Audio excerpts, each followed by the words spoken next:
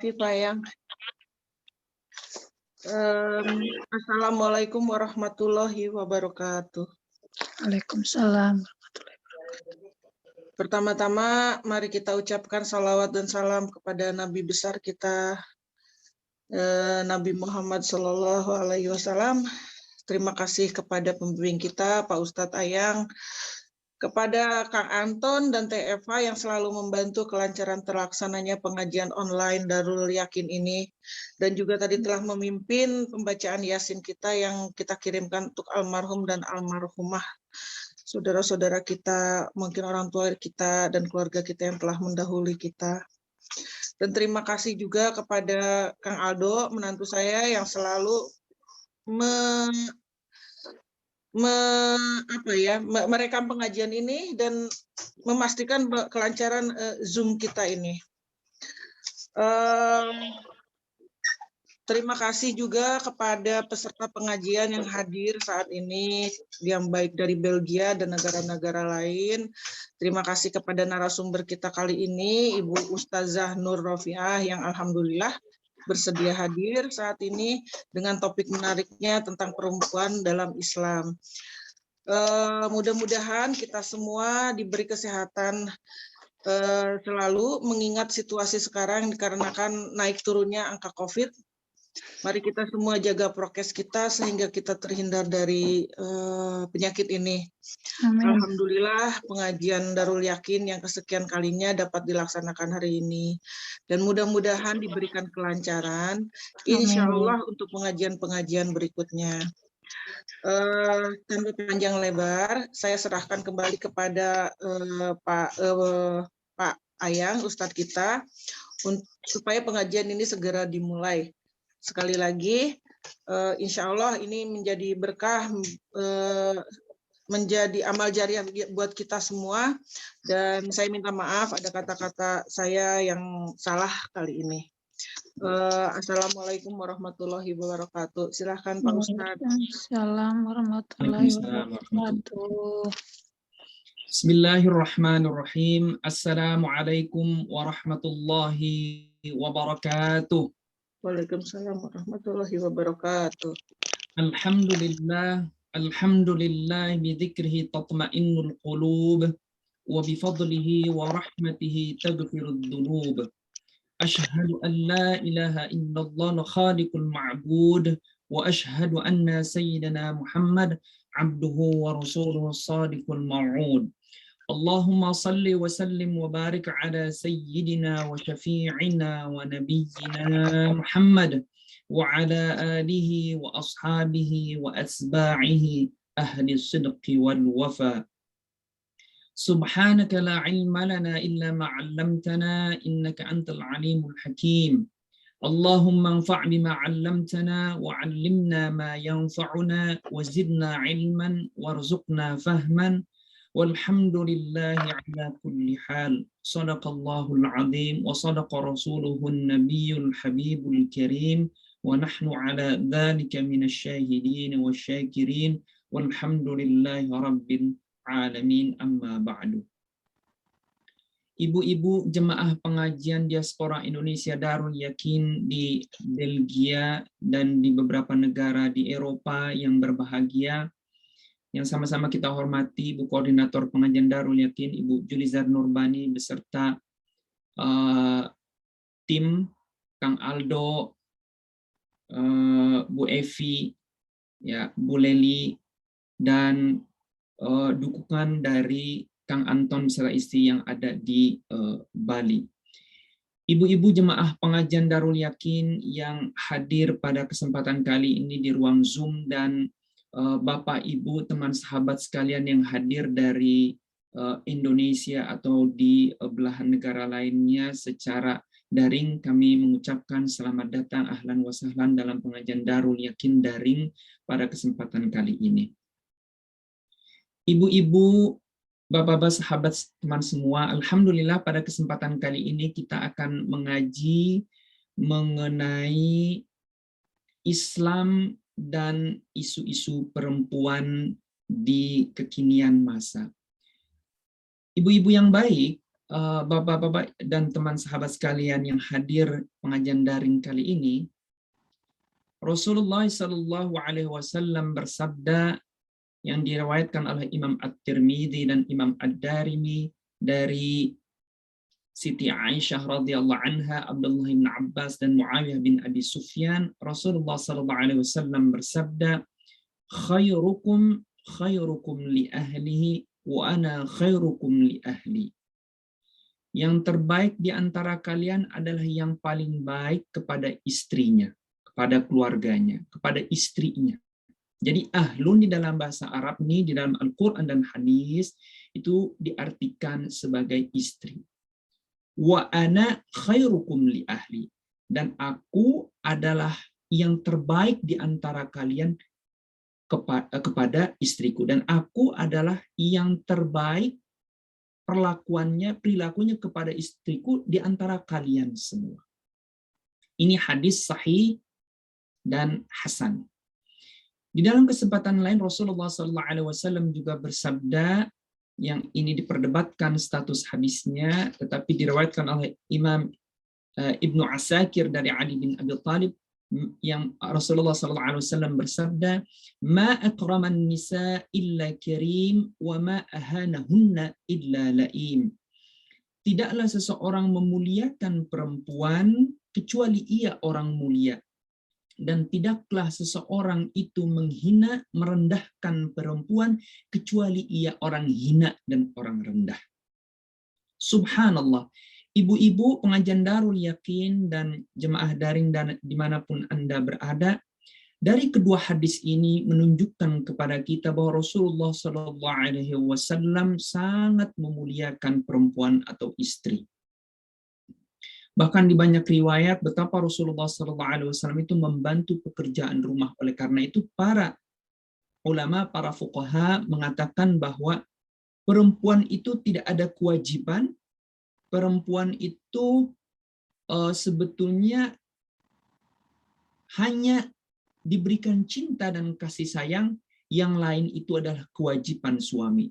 Jadi dari mulai mencari nafkah, masak, nyuci, ngepel, nyuci baju, nyetrika, ngurus anak, semua itu adalah pekerjaan suami.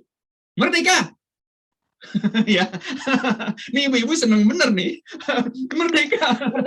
Merdeka. Ya Allah ya Rabbi. Jadi ibu-ibu ini seneng bener nih kalau dikasih pendapat para ulama yang menunjukkan bahwa pekerjaan rumah tangga itu sama sekali bukan kewajiban suami. Kewajiban istri, tapi kewajiban suami. Mudah-mudahan suami mendengar, Pak Ustadz. Aduh. Iya ya. Kalau beghrib khut ya, wat ikazeh. Ya, jadi subhanallah. Betapa Islam itu memuliakan, ya.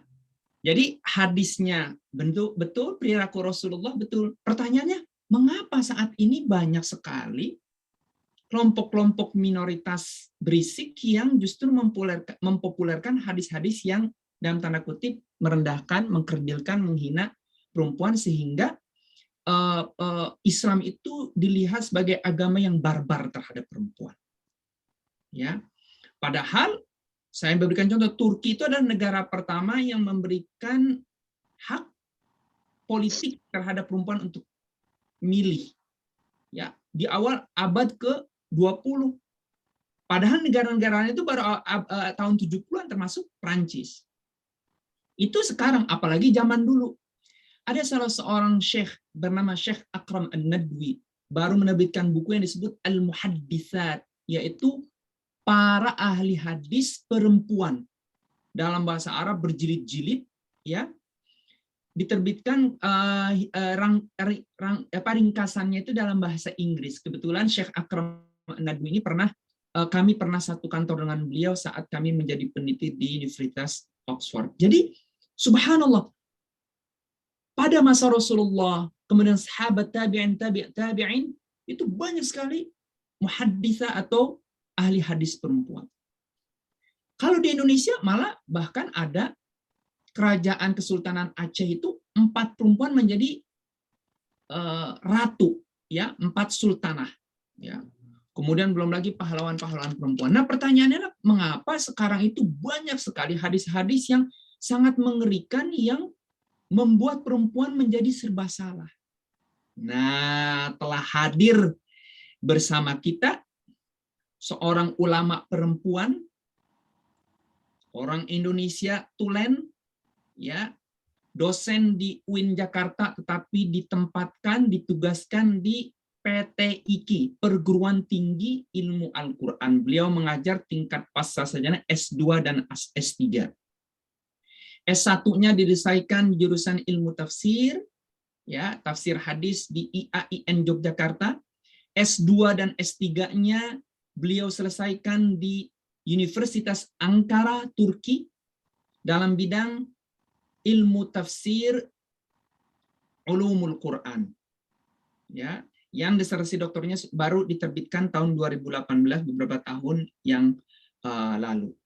Ialah Dr. Ustadzah Nur Rafi'ah. Ustadzah Dr. Nur Rafi'ah ini adalah salah satu penggagas penyelenggara KUPI, namanya Kongres Ulama Perempuan Indonesia. Kongres Ulama Perempuan pertama di dunia, dan baru meluncurkan KUPIpedia, artinya ensiklopedi daring yang isinya mengenai isu-isu keperempuan dan ulama-ulama perempuan. Tanpa berpanjang kalam, saya mengundang Dr. Nur Rafi'ah untuk hadir di ruang Zoom ini. Sambil menunggu beliau, nanti Dr. Nur Rafi'ah akan menjelaskan panjang lebar. Tentu kita tidak bisa menyelesaikan persoalan bagaimana sih pandangan Islam masyarakat Muslim terhadap perempuan, ya, dalam satu kali pertemuan. Tapi insya Allah Dr. Ustadzah Nur Rafi'ah akan menjelaskan landasan-landasan di dalam Al-Quran dan hadis, dan praktik-praktik dalam sejarahnya betapa Islam sangat memuliakan perempuan. Jadi belakangan ini kita mendengar bahwa katanya, ya, bahwa perempuan yang terlihat satu helai rambutnya maka 80.000 tahun dia akan mendekam di neraka jahanam. Bapaknya, suaminya, semua keluarga lelakinya juga akan dimasukkan ke neraka. Nah, mendengar ini perempuan ini kan pada takut, ya Allah, ya Rabbi, ya, lihat satu helai rambut tanpa memahami makna dari hadis ini. Kalau begitu hampir seluruh perempuan di dunia ini masuk neraka jahanam. Ini kan hadis-hadis yang perlu dipahami dengan baik dan disesuaikan dengan konteks zaman. Bukan berarti kemudian memahami konteks zaman kemudian kita tidak mengatakan, oh ya udah perempuan bebas saja. Tidak seperti itu, tapi harus diberikan tempatnya. Yang kedua, katanya perempuan tidak boleh bekerja, ya, tempatnya di rumah. Nah, ini susah bagi kita orang WNI diaspora yang ada di seluruh dunia, tinggal di minoritas Muslim. Para perempuan ini, ibu-ibu ini bekerja semua. Nah, mungkin di rumah aja bisa nggak dapur tuh nggak ngepul, nggak bisa bayar sewa rumah, itu nggak mungkin. Ada lagi hadis-hadis untuk menakuti perempuan bahwa perempuan nggak boleh pakai minyak wangi, nggak boleh menggunakan berhias, dandan dan lain-lain. Terus apa? Jadi perempuan muslimah itu harus jelek, bau dan lain sebagainya. Ya tidak. Bahkan dikeluarkan hadis barang siapa perempuan yang keluar rumahnya kemudian menggunakan wewangian dan ada pria yang menciumnya, maka Allah haramkan surga baginya. Nah, langsung aja dikeluarkan hadis seperti itu tanpa memahami makna dan konteks kenapa hadis itu ada. Nah, ini kan bahaya.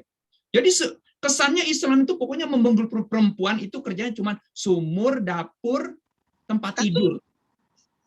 Ini menurut saya dakwah penyebaran hadis-hadis yang secara serampangan disebarkan tanpa menjelaskan konteksnya, ini akan dilihat oleh orang bukan agama Islam, dan bagi orang lain betapa Islam merendahkan perempuan, padahal tidak seperti itu. Nah, oleh karena itu kita akan dengarkan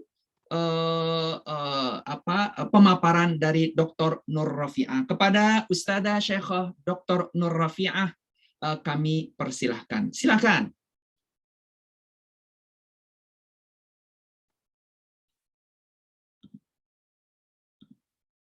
Ibu Dr. Nur Rafi'ah.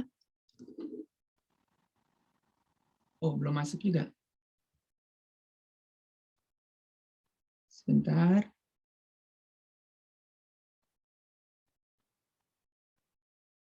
Oh, malah ini belum masuk, sebentar.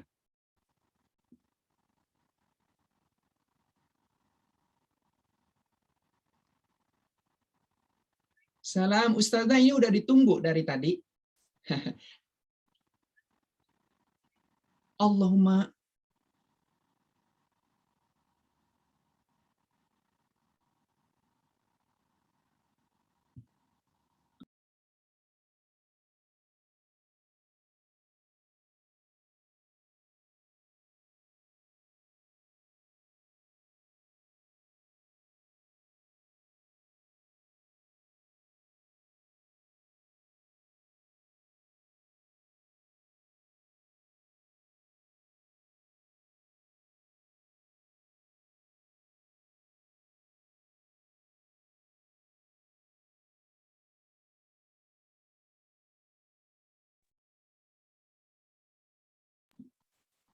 Ya, Ustazah Syekhah Dr. Nur Rafi'ah akan segera bergabung. Mohon maaf, ini kesalahan kami, jadi lupa memberikan tautannya. Mohon maaf. Baik, sambil menunggu Ustazah Dr. Nur Rafi'ah, seperti pada pengantar kami bahwa banyak sekali hadis-hadis yang tidak dijelaskan konteksnya, tetapi ujuk-ujuk dibuat meme atau dibuat kayak seperti poster dakwah gitu, yang kesannya itu perempuan muslimah itu tidak boleh melakukan apapun, bahkan riba pun disamakan dengan sama seperti berzinah dengan ibu sendiri, perempuan lagi, tanpa juga menjelaskan apa itu riba atau sistem ekonomi modern dan lain sebagainya. Jadi nah inilah yang akan dijelaskan oleh Dr. Ustazah Nur Rafi'ah yang telah kami perkenalkan. Siapa beliau, akan menjelaskan kedudukan perempuan muslimah di dalam Islam, dalam Al-Quran dan hadis, di dalam sejarahnya, dan bagaimana kita memahami hadis-hadis yang tidak ramah perempuan. Hati-hati, ada dua kemungkinan. Bisa jadi hadisnya maudhu, yaitu hadisnya palsu, tidak benar. Bisa jadi hadisnya benar. Dalam arti hadis benar itu, di dalam hadis itu ada namanya sanad dan matan. Jadi secara sanadnya itu benar, ya, tetapi secara matan harus dipahami, dijelaskan mengapa. Ya, seperti tadi menggunakan minyak wangi.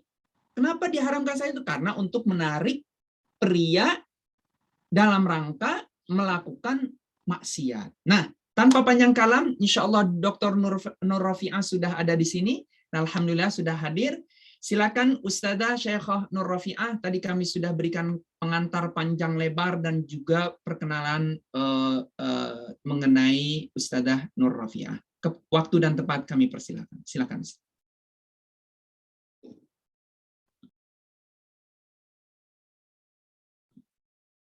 Tidak terdengar, Ustazah.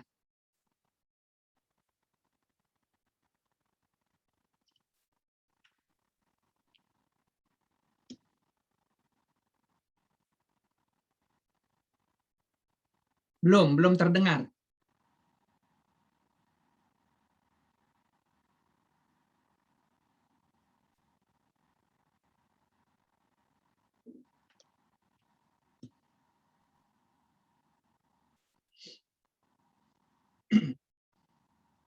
Belum terdengar.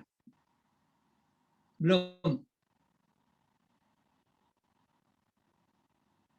Barangkali dilepas headsetnya mungkin. Ya, mungkin dilepas saja Ustazah apanya tuh headsetnya. Mungkin bicara aja langsung coba.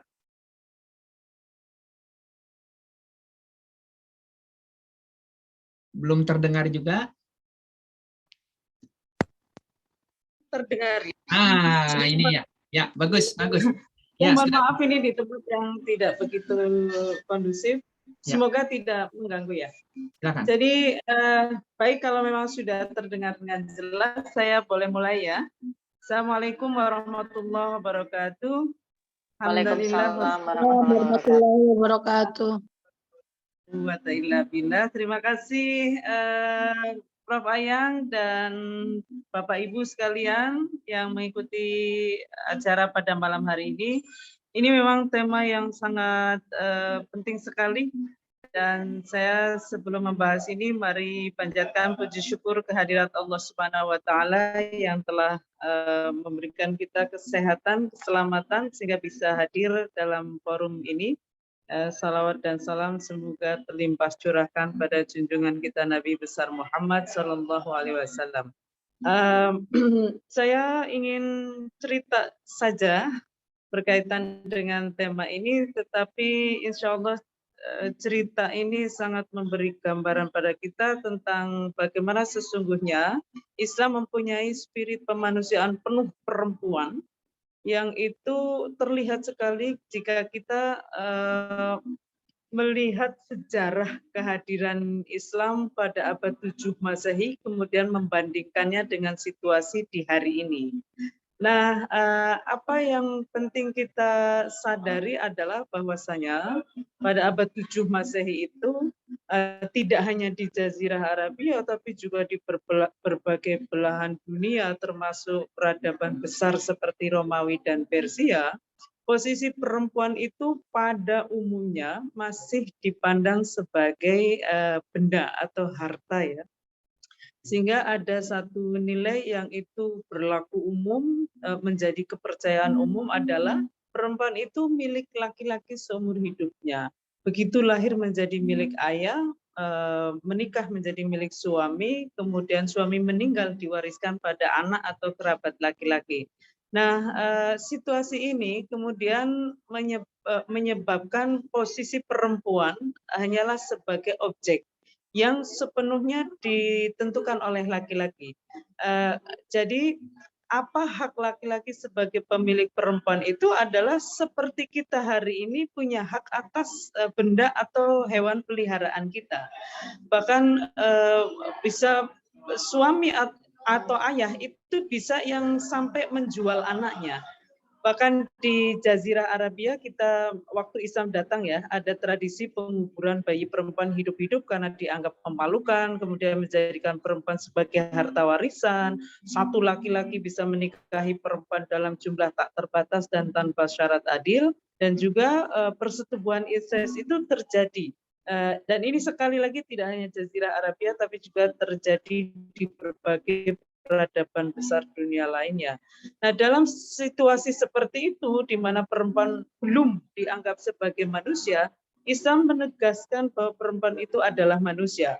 Misalnya dalam surat Al-Hujurat ayat 13 itu Allah berfirman, Ya ayuhan nasu inna khalaqnakum min dzakari wa unsa wa ja'alnakum syu'uban wa qabaila lita'arafu inna akramakum 'indallahi atqakum. Jadi ayat itu menegaskan bahwa wahai manusia, sesungguhnya kami ciptakan kalian terdiri dari laki-laki dan perempuan. Kami menjadikan kalian berbangsa-bangsa dan bersuku-suku untuk saling kenal, tapi sesungguhnya yang paling mulia di sisi Allah hanyalah yang paling bertakwa. Jadi ayat ini sebetulnya secara sosial mengkritik cara pandang atas kemanusiaan, termasuk kemanusiaan perempuan, yang dimana manusia secara umum kualitasnya ditentukan oleh satu adalah jenis kelaminnya. Kalau laki-laki dimuliakan, kalau perempuan dinistakan. Lalu bangsanya, bangsa itu tentu saja ada warna kulit, ada warna rambut, warna mata, tinggi badan, dan lain sebagainya. Lalu suku juga begitu. Sukunya terhormat dihormati, sukunya miskin dihina. Dan itu semua dikritik karena ayat ini mengatakan semua itu tidak punya nilai di hadapan Allah, tapi yang paling bernilai, paling menentukan nilai manusia itu adalah ketakwaan. Maka dalam konteks jenis kelamin, semula satu laki-laki dianggap lebih bernilai dari berapapun jumlah perempuan, maka dengan standar baru ini, siapapun yang bertakwa dia lebih bernilai dari yang tidak bertakwa.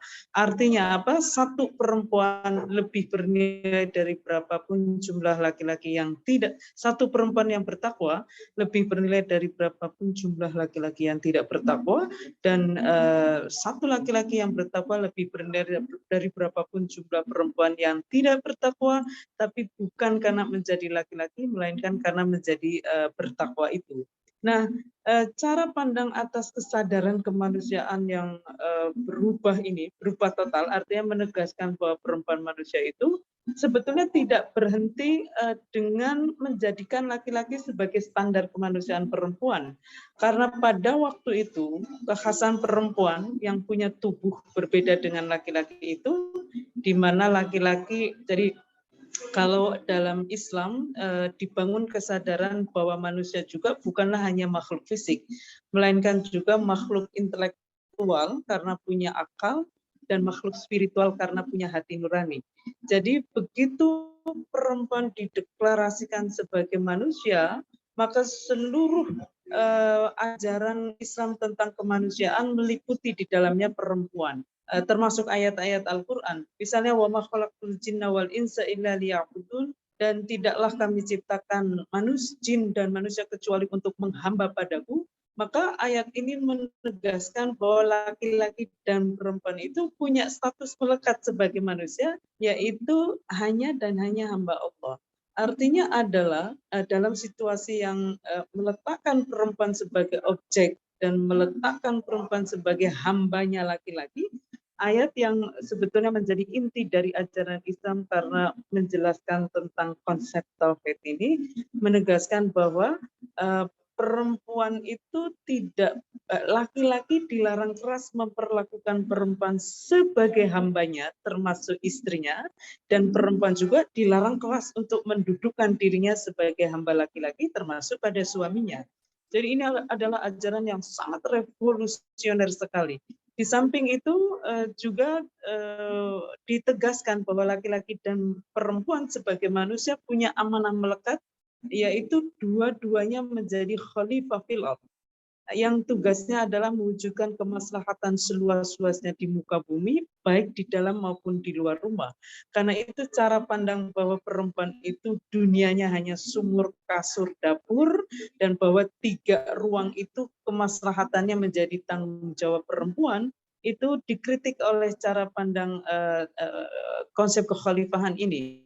Karena dengan konsep kekhalifahan ini, maka laki-laki dan perempuan adalah subjek penuh, dua-duanya bertanggung jawab atas kemaslahatan di dalam maupun di luar rumah, di kasur, sumur, dapur maupun di luar rumah, di jalan, di tempat kerja, di lembaga pendidikan maupun lainnya.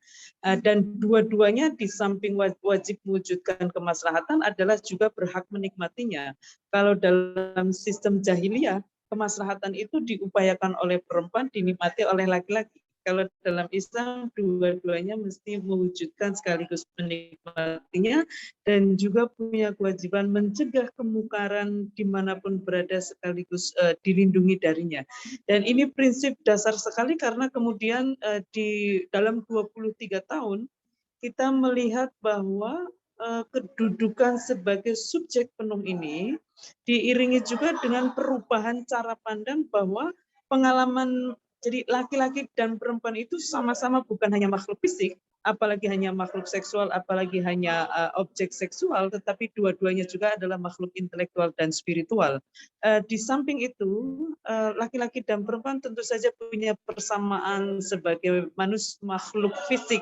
Dua-duanya punya kepala, punya tangan, punya kaki, tetapi ada perbedaan yang sangat mendasar sekali adalah pada sistem reproduksi.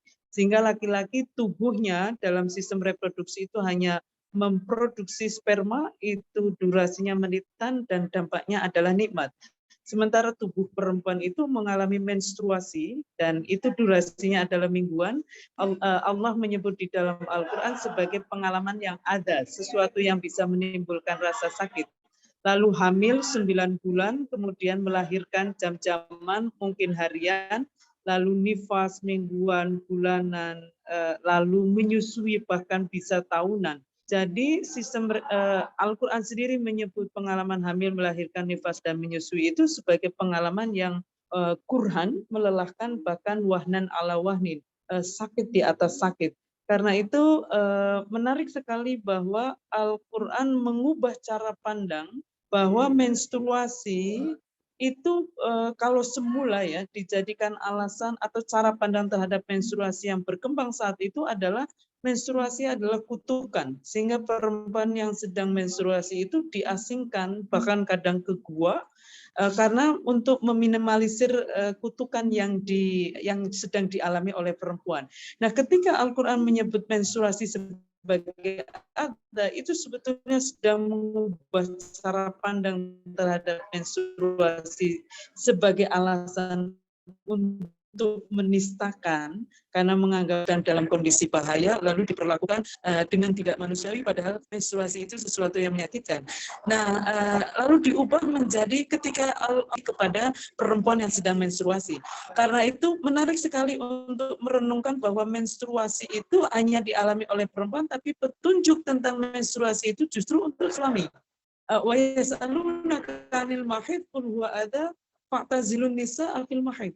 Jadi mereka bertanya padamu tentang menstruasi, katakan bahwa menstruasi itu sesuatu yang bisa menimbulkan rasa sakit, maka tinggalkan perempuan. Jadi jangan perempuan yang diasingkan, tapi suami yang menjauh dari istri yang sedang menstruasi supaya bisa istirahat gitu. Wala taqrabuna hatta itu, dan jangan diajak hubungan seksual sampai selesai. Jadi dua petunjuk ini untuk suami. Artinya apa? Artinya adalah rasa sakit itu memang dialami oleh perempuan, tapi tanggung jawab untuk membuat itu menjadi nyaman adalah tanggung jawab bersama. Bahkan ditujukan kepada laki-laki yang tidak sedang mengalami rasa sakit itu. Kemudian juga menarik untuk merenungkan bagaimana Al-Quran memberi petunjuk tentang cara pandang yang empatik terhadap pengalaman biologis perempuan. Hamil, melahirkan, nifas, dan menyusui. Karena ayatnya itu bunyinya justru kuat sekali. Wa wassaynal insana biwalidayhi. Allah mewasiatkan kepada manusia tentang kedua orang tuanya. Hamalathu ummuhu wahnan ala wahni wa fisaluhu fi amaini, karena ibunya itu hamil dalam kondisi yang sakit di atas sakit, lalu menyapih anaknya setelah 2 tahun. Apa yang diwasiatkan? Anishkurli, untuk bersyukur kepadaku Allah, wali walidek, dan berterima kasih pada 2 orang tuamu. Ilayal masyir, kepadakulah engkau tempat kembali. Jadi ayat ini mengubah cara pandang manusia kepada pengalaman biologis khas perempuan yang berdarah-darah dan kerap dilihat sebagai sesuatu yang menjijikan, sesuatu yang bahkan kutukan. Hamil, melahirkan, nifas, dan menyusui itu diubah sebagai alasan untuk berterima kasih pada perempuan sebagai ibu kehidupan.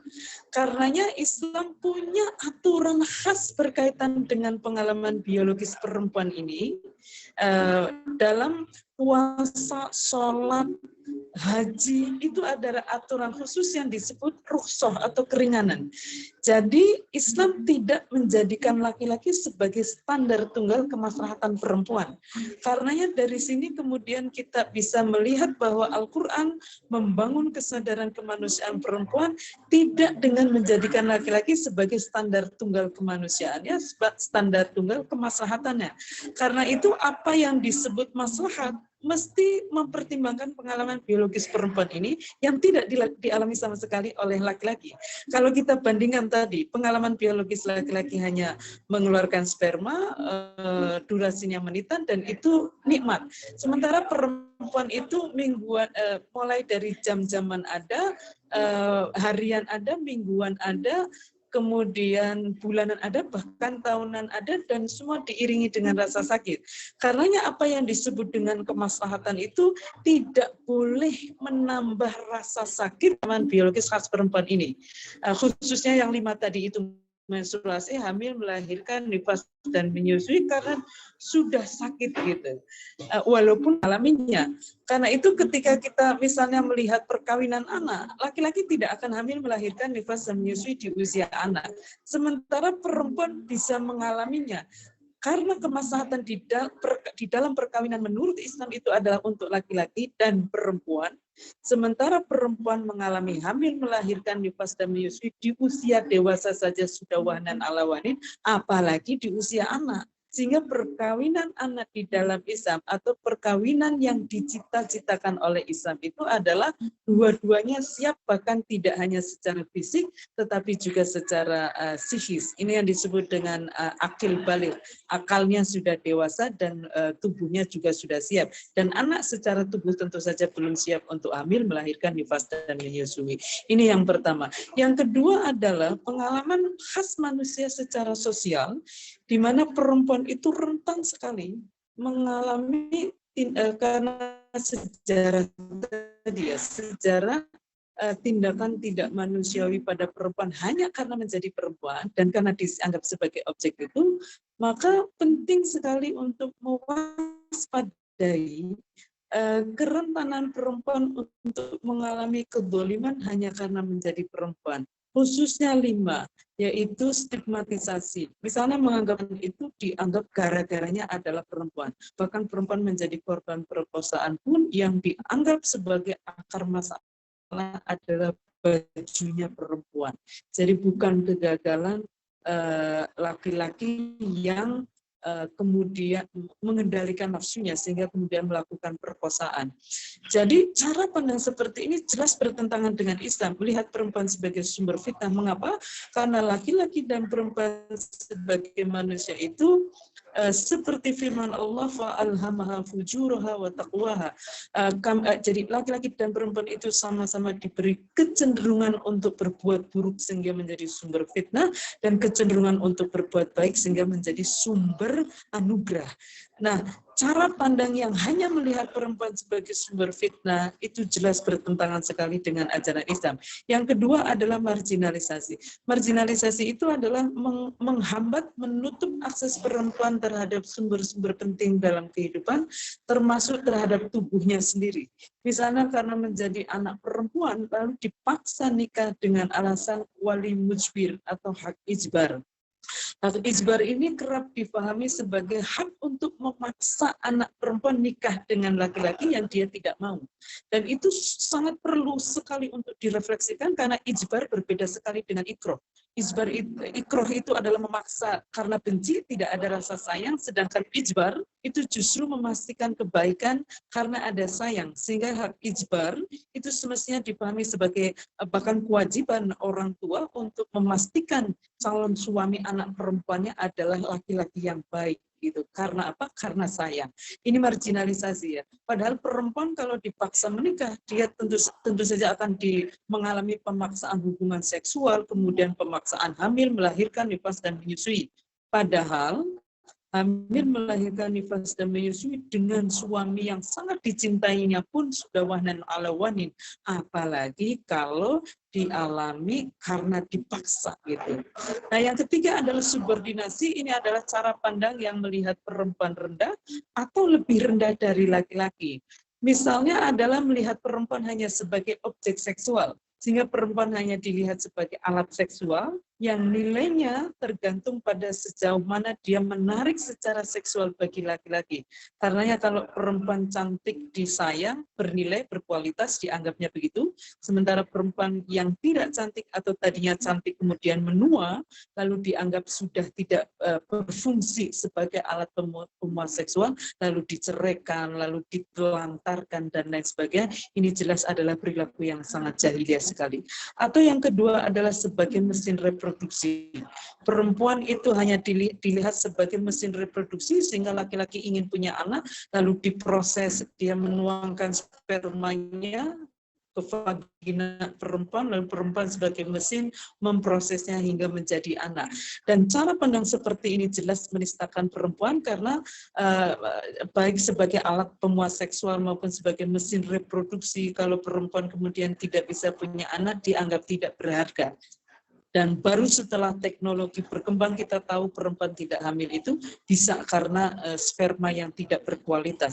Tetapi cara pandang bahwa perempuan sebagai mesin reproduksi pun masih ada sampai sekarang, sehingga banyak sekali perempuan yang dianggap atau diceraikan atau ditelantarkan atau diduakan ketika tidak mampu melahirkan anak. Yang keempat adalah kekerasan. Perempuan rentan sekali mengalami kekerasan dalam berbagai bentuknya, baik itu kekerasan mulai dari pikiran ya, cara pandang yang negatif pada perempuan, kemudian secara gesture, sikap misalnya memandang yang tidak membuat nyaman, atau verbal mengatakan sesuatu, fisik memukul, kemudian finansial tidak memberi nafkah atau melarang perempuan bekerja, atau boleh bekerja tapi suami yang mengendalikan gajinya, kemudian juga kekerasan spiritual, intelektual, sosial, dan lain sebagainya. Dan terakhir adalah double burden atau beban ganda, di mana ada pembagian secara dikotomis, perempuan itu di rumah, laki-laki itu di luar rumah. Sehingga kalau perempuan, suami istri bekerja, maka sebelum bekerja perempuan menyelesaikan dulu urusan di dalam rumah tangga, itu satu beban, kemudian bekerja, beban kedua, lalu pulang kerja masih ada beban lagi untuk membereskan urusan rumah tangga. Sementara suami kalau bekerja, ya dia menyiapkan diri untuk bekerja, lalu bekerja dan pulang langsung istirahat.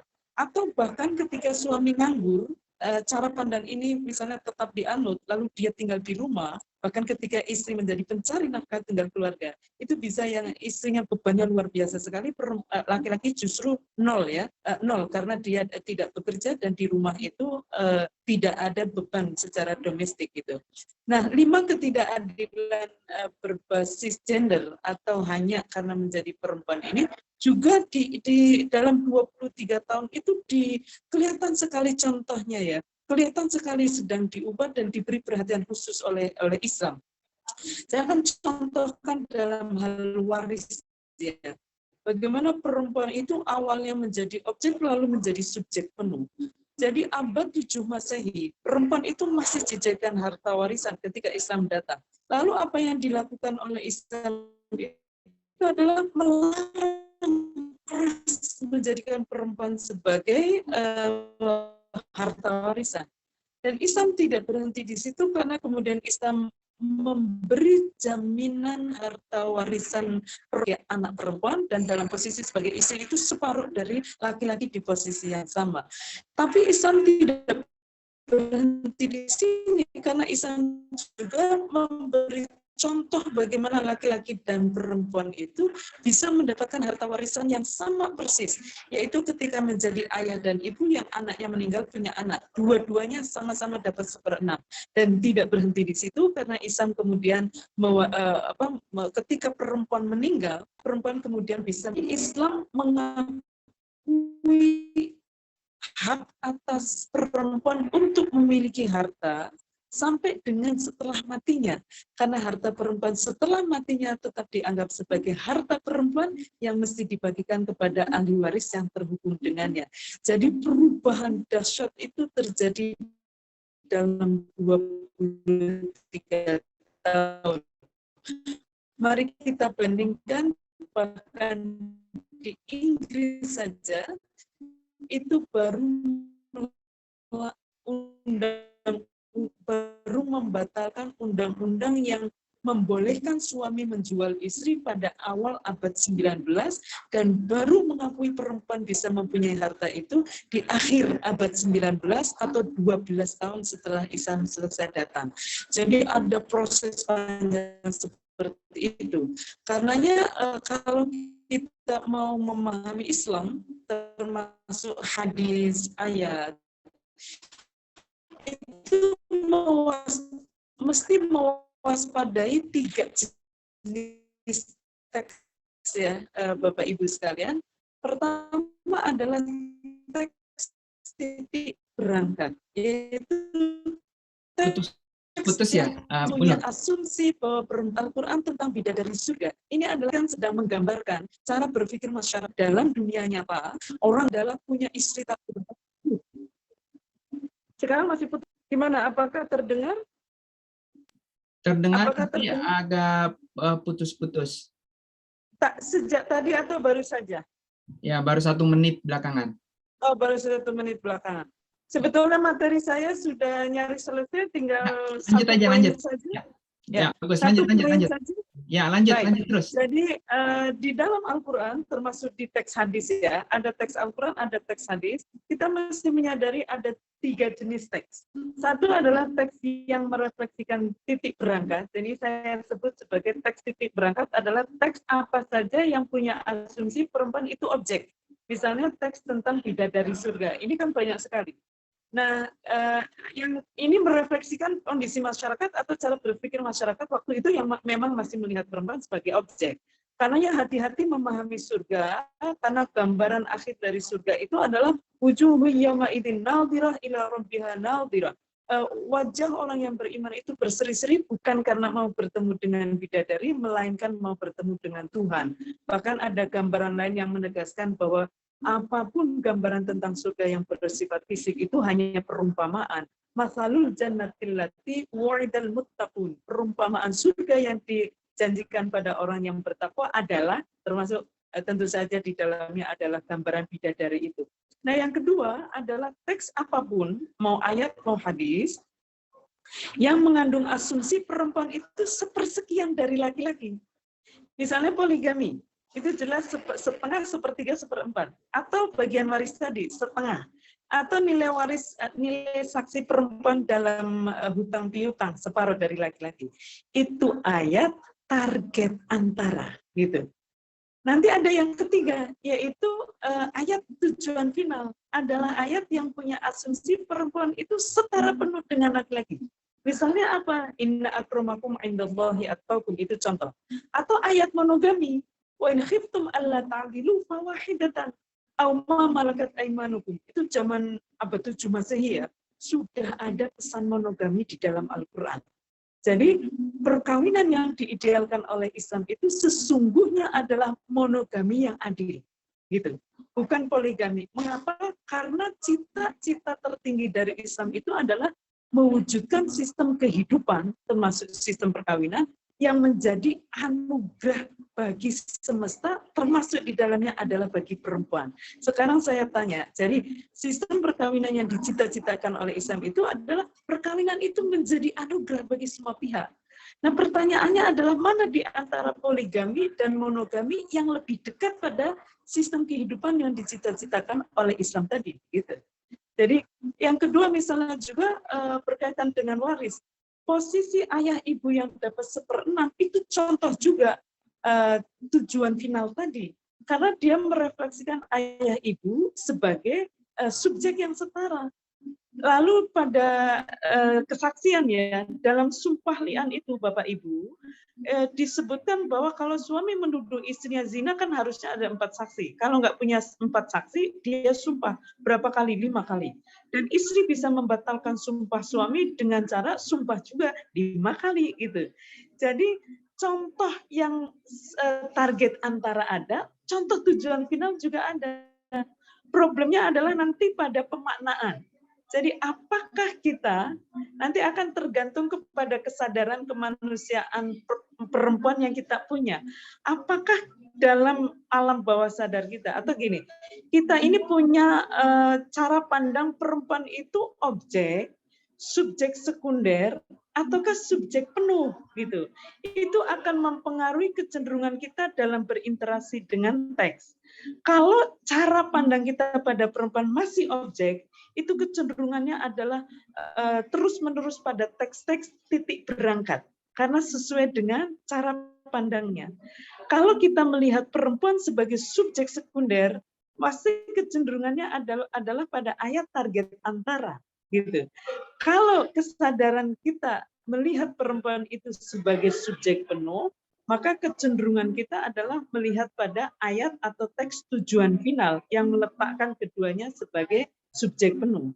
Nah ini karenanya nanti ada problem berkaitan dengan menyikapi teks yang beragam itu, ada berangkat, antara, dan final. tapi juga pada mental kita sebagai pembaca itu. Apakah punya kesadaran tentang kemanusiaan perempuan itu tidak ada sehingga menjadi objek? Nyatanya kan masih banyak perdagangan perempuan sampai hari ini. Ataukah sebagai subjek sekunder, perempuan hanya, ya dia bolehlah dapat kemaslahatan, tapi standar kemaslahatannya adalah laki-laki. Sementara pengalaman laki-laki punya istri dua, itu beda dengan pengalaman perempuan diduakan gitu. Karenanya ini kan target antara. Kita bisa melihat pergerakannya yang luar biasa sekali juga, karena awalnya satu laki-laki menikah dengan berapapun jumlah perempuan tanpa syarat adil, lalu Islam membatasi maksimal 4 dengan syarat adil dan diingatkan bahwa adil dalam poligami itu sulit, lalu didorong untuk monogami yang adil. Nah, sekarang mampukah kita berislam dengan cara memproses, membangun kesadaran kemanusiaan perempuan dari objek menjadi subjek sekunder, dari subjek sekunder menjadi subjek setara dengan laki-laki. Jadi membangun kesadaran ini dalam keyakinan saya, karena melihat sejarah tadi, itu adalah bagian dari berislam. Berislam itu mesti dibuktikan dengan cara memandang manusia seutuhnya, termasuk kemanusiaan perempuan. Dan berislam juga adalah terus-menerus berproses untuk bergerak dari titik berangkat menuju tujuan final. Mungkin kadang-kadang perlu ke target antara dulu, tetapi kalau target antara itu sudah tidak diperlukan atau kita masih di target antara, maka berislam juga mesti terus-menerus bergerak menuju tujuan final. Karenanya yang penting adalah jangan salah arah. Orang sudah aman, nyaman dengan monogami, lalu didorong-dorong untuk poligami, menurut saya itu disorientasi dalam berislam.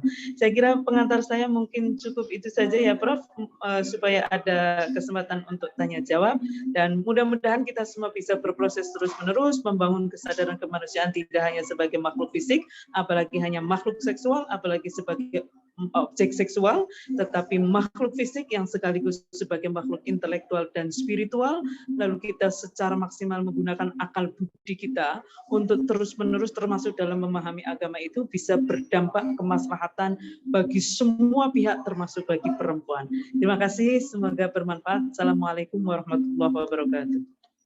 Waalaikumsalam warahmatullahi wabarakatuh. Waalaikumsalam warahmatullahi wabarakatuh. Terima kasih Ustadzah Syekhah Dr. Nur Rofiah atas pembahasannya mengenai perempuan muslimah di dalam Al-Quran, hadis dalam sejarahnya. Ibu-ibu sekalian, sungguh alangkah indahnya jika para suami, para lelaki ini hadir mendengarkan pengajian Ustadzah Nur Rofiah. Sayangnya semua yang hadir di sini perempuan hanya 2 lelaki, dan kebetulan 2 lelaki ini sudah sadar, ya, sudah sadar subjek setara dengan para istrinya. Jadi harusnya nih para suami di Indonesia ya harus mendengarkan pengajian yang sangat bagus ini. Tanpa berpanjang kalam, saya akan memberikan komentar nanti di akhir, tetapi saya serahkan dulu kepada ibu-ibu yang sudah gatal ini mau nanya, ya, maksudnya udah cepet-cepet nih ya mau nanya. Di ruang tanya jawab paling tidak ada 2 pertanyaan ini, Ustadzah. Yang pertama, bagaimana kita memahami surah Al-Baqarah ayat 223 ya, yang berbunyi 223 betul. Bismillahirrahmanirrahim. Nisaukum harthul lakum fa'tu harthakum anna syi'tum.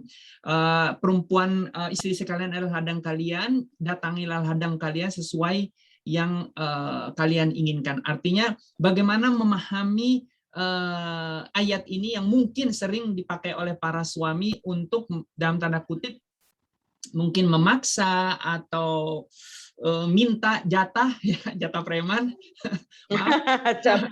Maaf ya, maaf. Bahkan di saat istri pun dalam keadaan haid atau nifas, tentu dengan cara yang bisa kita bayangkan dengan cara lainnya. Nah, bagaimana memahami ayat nisaukum harthul lakum yang mengesankan perempuan itu kok jadi kayak objek saja. Nah, Ini tentu banyak sekali pembahasannya. Silakan. Itu yang pertama, Ustazah. Yang kedua, ini dari Bu Evi. Pokoknya dia menolak poligami. Takbir. Ya Bu Evi, tenang aja Bu Evi, di Belgia mah nggak bakal ada yang poligami ya, nggak ada masalah. Kalau di Eropa itu nggak masalah. Yang masalah itu ada di negara-negara Muslim seperti di Indonesia ya. Kalau si Akang mah di rumah nggak mungkin poligami. Kalau poligami ntar kita datengin ya. Jadi intinya Poligami tenang perempuan, keluar. ya perempuan Indonesia diaspora di seluruh dunia menolak poligami. Ya, karena ini menurut Bu Evi kezaliman terhadap perempuan. Itu 2 pertanyaan. Selanjutnya nanti ada pertanyaan dari Mbak Rifa yang sudah mengangkat tangan dan Mbak Ratna. Silakan. Mungkin Mbak Rifa dulu ya, biar Apakah mau dikumpulkan saja ya. dengan Ya, dikumpulin aja sekalian ya, Ustaz. Ya, silakan Bu Rifa, kemudian kalau ada Bu Ratna, Bu Julizar juga ada. Silakan Mbak Rifa.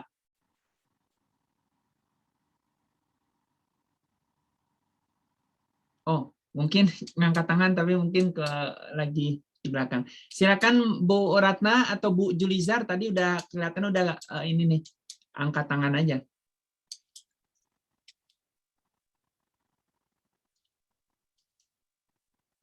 Oh, enggak. Oh, ya.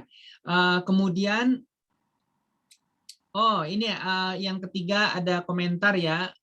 Ini persoalan besar dari Bu Ratna Kumalasari ya, bahwa sulitnya adalah justru bagaimana para suami di NKRI di Indonesia itu mendengarkan pengajian seperti ini. Ini yang justru sulit nih menurut Bu Ratna. Hampir semua pengajian-pengajian mengenai pemuliaan Islam terhadap perempuan itu justru dihadiri para ibu-ibu. Nah, ibu-ibu ini kan berharap bahwa yang mendengar itu para suami. Tapi ya itu tadi, masalahnya kalau suami mendengar, suami jadi tahu kewajibannya, ya, dan hak istri jadi semakin berat. Makanya nggak mau hadir Bu Ratna ya. Nah, itu dia. Itu dia, betul. Jadi makanya itu Prof, yang saya bilang tesis saya pun juga tentang perempuan, tapi ya KDRT juga tidak hapus, nggak bisa hapus, tetap terjadi terhadap perempuan meskipun suaminya tahu sebagai muslim yang baik nggak akan kasar sama istri, begitu. Oh ya, ini Bu Ustazah, mohon maaf saya potong. Bu Ratna Kumalasari ini baru menyelesaikan S2 dan tesisnya itu mengenai Islam dan kekerasan terhadap perempuan. Mungkin bisa sedikit kita minta ya pengalaman dia meneliti, kemudian hasil tesisnya mungkin nggak usah lama-lama, 2-3 menit. Jadi salah satunya adalah lelaki ini tahu bahwa kekerasan itu haram, tidak boleh, tapi masih melakukannya, dan kekerasan yang dilakukan oleh para suami atau laki terhadap perempuan ini kan mengerikan. Tapi silakan Bu Ratna, kita kasih 2-3 menit menjelaskan kenapa para lelaki ini suami melakukan kekerasan ya. Silakan. Iya, yang memang yang sangat apa ya, kalau dari buku Prof sendiri kan juga ada ya bahwa superior itu menjadikan perempuan, meskipun susah ya kalau di saya juga menuliskan ini karena di S1 saya juga tentang perempuan KDRT, terus ini karena kuliahnya adalah di Universitas Islam jadi lebih membawa ke arah Islam juga. Padahal ayat-ayat Al-Quran itu sangat memuliakan perempuan, tapi nyatanya para suami itu masih banyak yang tidak mengerti tentang agamanya sendiri yang memuliakan Islam. Nah, ini agak-agak sedikit susah gitu ya, dan sedih di situ ketika saya dengan Prof. Taufik Makaro sebagai pembimbing saya, juga Kaprodi di Fakultas Hukum saya, itu juga sampaikan memang begitu banyak tulisan tentang KDRT, kemudian bagaimana Islam mengayomi, tapi tetap terjadi. Dan ini sebuah masalah besar yang sampai hari ini, detik ini di seluruh dunia, tidak hanya di dunia Islam, tidak bisa terurai begitu. Mungkin Dr. Nurofiah juga sebagai praktisinya lebih paham mengenai ini ya. Jadi sangat disayangkan banyak sekali kajian-kajian Islam yang isinya memang rata-rata ibu-ibu, nggak ada bapak-bapak. Kalau udah singgung tentang hak istri yang juga boleh bekerja pun bapak-bapak langsung tutup telinga. Itu loh, Prof. Jadi sulit sekali memang. Demikian. Hasil penelitian saya juga masih tetap stuck di situ, bahkan adanya Komnas Perempuan, Komnas HAM juga tidak berfungsi sama sekali karena hanya bukan bersifat undang-undang ya, hanya sifatnya itu memberi rekomendasi terhadap para korban, yaitu perempuan di dalam hal ini. Demikian Prof. Ya, Dan baik. Dr. Nur Rofi. Ya, terima kasih Bu Terima kasih Ratna waktunya. Kumala. Assalamualaikum warahmatullahi wabarakatuh. Waalaikumsalam warahmatullahi wabarakatuh. Terima kasih Bu Ratna Kumalasari yang telah menyampaikan inti daripada tesis masternya. Jadi kalau saya bisa pahami dari komentar Bu Ratna, Bu Dr. Nur Rofiah, seperti yang dijelaskan juga oleh Ustazah Dr. Nur Rofiah, ini kan Islam ini memberikan landasan yang baik, yang indah mengenai perempuan, tapi kenyataannya itu kok ada jurang yang luar biasa. Nah ini persoalannya, apa yang dijelaskan oleh Ustazah Nur Rofiah lebih dari 45 menit, kemudian tadi temuan tesis master Bu Ratna, bahwa Islam dalam Al-Quran, hadis praktik Rasulullah SAW dalam sejarahnya memberikan gambaran, memberikan landasan dan dasar pemuliaan terhadap perempuan, tapi orang kan nggak melihat itunya, Ustazah.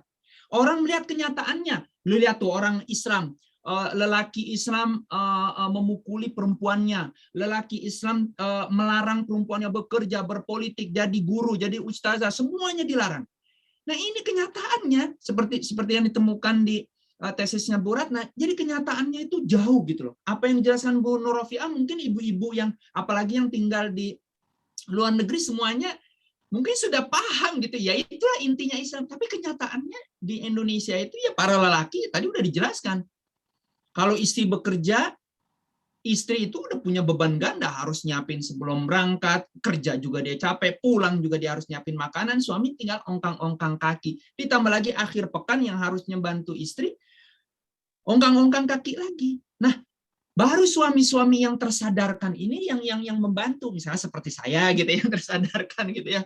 Jadi pekerjaan rumah tangga, mengurus anak semua itu kita yang mengerjakan. Bahkan nih kalau saya mau jujur nih, pengasuhan anak, pendidikan anak tuh hampir 4 anak saya semuanya hampir saya, pekerjaan rumah tangga semua. Kenapa? Karena saya sadar gitu loh. Nah, cuman kan para suami yang mungkin tamatan pesantren atau bukan tamatan pesantren atau yang tersadarkan sedikit, atau lelaki Eropa. Kenapa? Karena pendidikan. Nah, misalnya ini para istri, para jemaah pengajian Darul Yakin ini, Bu Ustazah, hampir semuanya suami mereka itu orang Belgia, asing. Semua lelaki di sini tuh paham hak-hak perempuan sehingga memuliakan perempuan. Tapi ingat, tentu nggak semua lelaki asing juga baik ya. Banyak kasus sekali KDR kekerasan yang saya temui, saya menerima telepon waktu di Perancis, saat ini di Perancis juga banyak sekali kasus. Tapi secara umum, kita bicara secara umum ya, lelaki di Eropa dan di Amerika karena pendidikan mereka bahwa harus menghargai perempuan, itu lebih menghargai perempuan daripada kita pria-pria di Indonesia, Asia Tenggara, atau apalagi pria Arab. Kita yang tinggal di Eropa ini tahu betul bagaimana, mohon maaf, kasus kekerasan itu justru paling banyak itu dilakukan oleh para suami, mohon maaf lagi-lagi, para imigran pencari suaka atau generasi kedua, ketiga dari negara-negara Arab. Betulan ini, orang Turki. Nah ini Bu Nur Rofiah alumni Turki.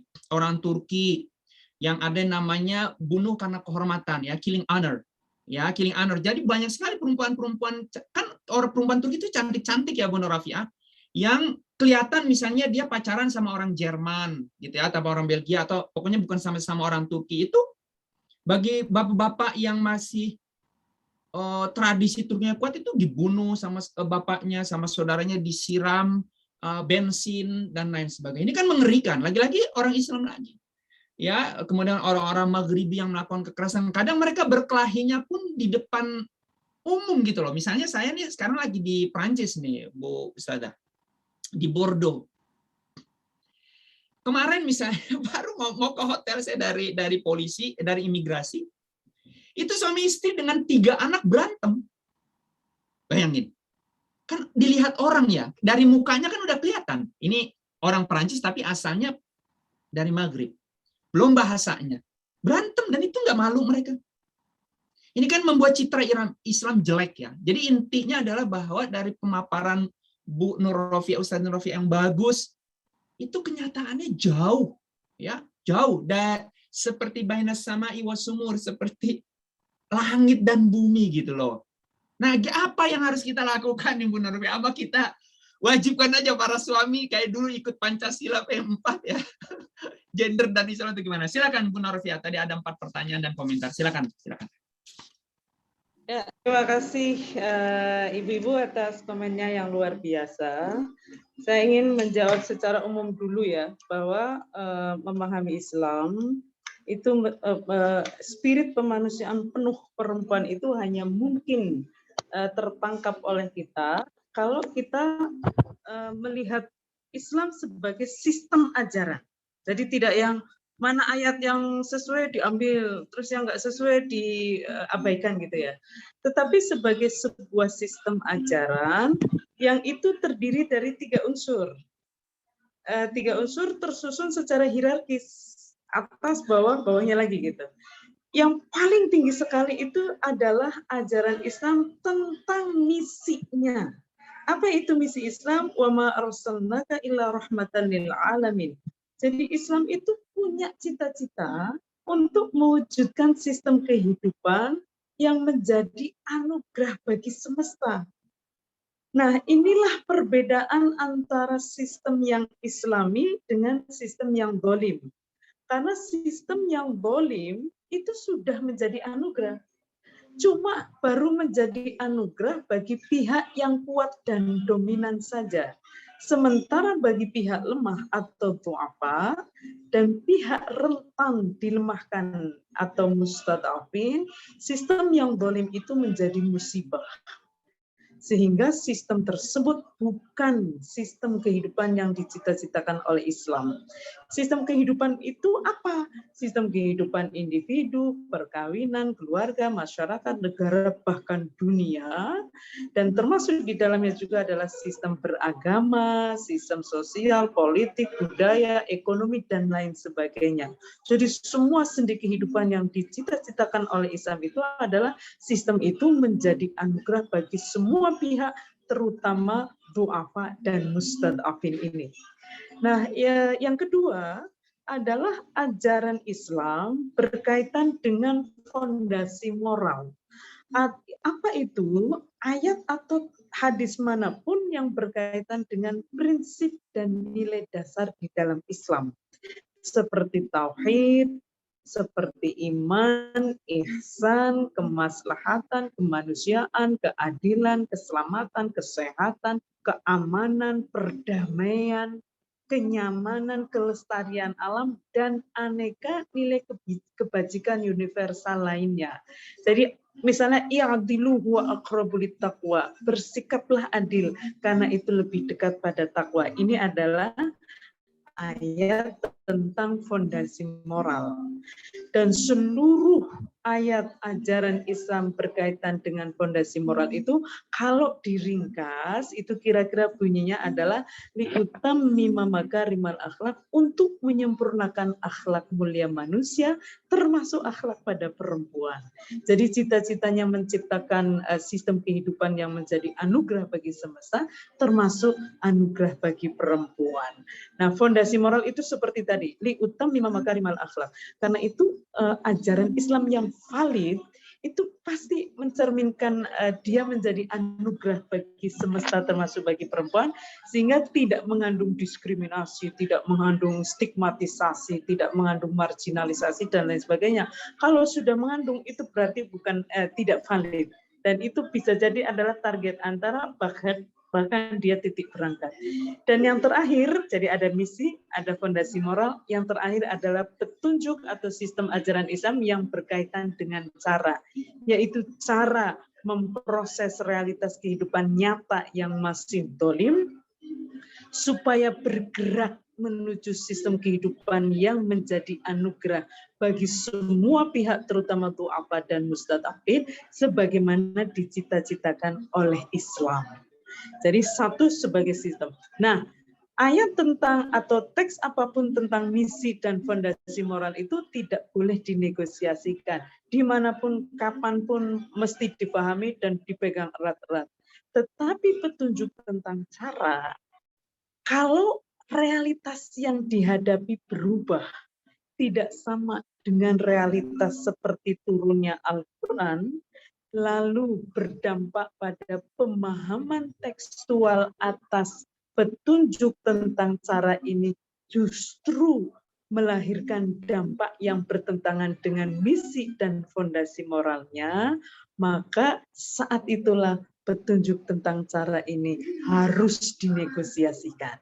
Misalnya teks-teks tentang perbudakan, tentang peperangan, tentang poligami, dan lain sebagainya. Itu adalah tentang cara yang jika dia dipahami dalam sebuah konteks yang berbeda justru bertentangan dengan fondasi moral dan misi dari ajaran Islam harus dinegosiasikan.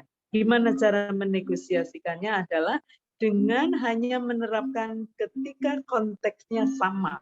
Maka ayat peperangan hanya diterapkan ketika saat ini terjadi peperangan. Begitu juga ayat poligami hanya diterapkan dalam situasi di mana perempuan tidak aman kalau dia hidup sendirian karena banyaknya peperangan, karena situasi yang sangat mencekam. Tetapi dalam kondisi atau dalam sebuah masyarakat yang tradisinya poligaminya tak terbatas, maka ayat poligami menjadi relevan karena membatasi hanya sampai 4. Tapi kalau dia diterapkan dalam masyarakat yang sudah mampu untuk monogami, lalu penerapan ayat poligami justru melahirkan ketidakadilan, maka ini harus dinegosiasikan karena konteksnya sudah berbeda, kira-kira begitu. Nah, satu sebagai sistem ya, yang kedua adalah sebagai proses. Jadi Islam harus dilihat sebagai proses terus-menerus untuk bergerak dari sistem kehidupan yang zalim, termasuk sistem perkawinan, menuju sistem kehidupan yang adil bagi semua pihak, termasuk perkawinan adil bagi laki-laki dan perempuan. Jadi selama turunnya dilihat sebagai proses, dan pada hari ini juga kita mesti melihat berislam adalah sebuah proses tak berkesudahan untuk membuktikan iman kepada Allah sebagai satu-satunya Tuhan dengan perilaku baik atau amal soleh kepada seluruh makhluknya, seluruh manusia, apalagi sebagai suami dan istri. Jadi proses itu terus-menerus, ibu-ibu sekalian, sehingga jangan patah hati kalau sudah dijelaskan, ya jangankan kita ya yang hanya umat Rasulullah. Para Rasul itu sudah selesai diutus. Rasul terakhir itu sudah selesai diutus, tapi kezaliman masih ada aja. Karena memang kezaliman itu akan terus ada sepanjang sejarah manusia. Jadi para Rasul diutus itu memberi teladan untuk mengambil jalan terjal keadilan. Gitu. Karenanya yang kita perlu teladani dari para Rasul, Rasul hadir bukan untuk menghapuskan kezaliman, bukan. Kalau itu tujuan kehadiran Rasul, maka Rasul akan dinilai sebagai gagal. Rasul hadir untuk memberi teladan bagaimana teguh berada di jalan keadilan sesuai dengan tantangan zaman masing-masing. Maka berkaitan dengan pertanyaan pertama, bagaimana dengan ayat yang mengatakan bahwa perempuan itu bagaikan ladang, istri bagaikan ladang bagi suami, itu sebetulnya punya spirit perlindungan yang luar biasa. Karena apa? Karena pemilik ladang itu pasti akan melindungi ladangnya, memastikan ladang itu subur, kemudian pupuknya, airnya, semua dipenuhi. Maka ketika mengatakan bahwa istrimu itu bagaikan ladang bagimu, pesan utama yang mau disampaikan itu adalah jaga istrimu dengan baik. Karena pada ladang yang tidak punya nyawa saja, kalian punya perhatian yang luar biasa. Apalagi istri itu punya rahim yang menjadi tempat bersemainya calon anak janin itu. Maka tentu saja istri perlu dilindungi, dipenuhi nutrisinya, dipenuhi gizinya dengan baik, terutama ketika dia sedang mengandung. Jadi istrimu adalah ladang bagimu yang bisa kamu cocok tanami dengan cara apa saja yang bermartabat.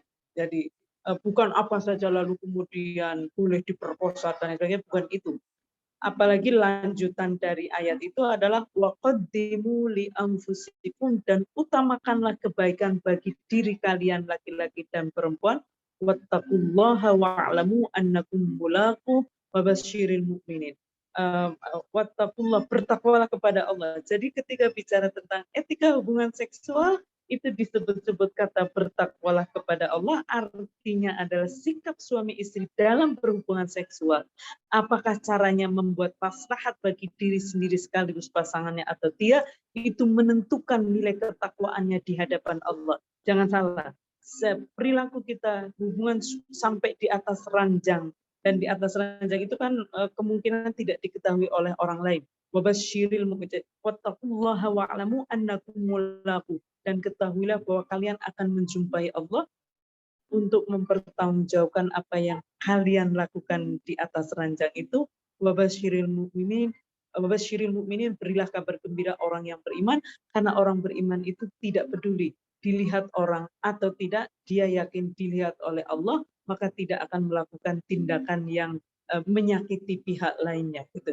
Jadi menarik sekali kalau lalu di tangan orang yang melihat istri hanya sebagai objek, ayat ini memang rentan sekali dipahami untuk legitimasi eksploitasi seksual pada istri. Tetapi cara pandang ini adalah cara pandang bahwa istri itu milik suami, itu justru dikritik oleh Islam. Karena Islam menyebutkan suami istri itu sebagai pasangan. Pasangan itu sejajar, zaujun, zauja, azwaj, berpasangan, zawaj.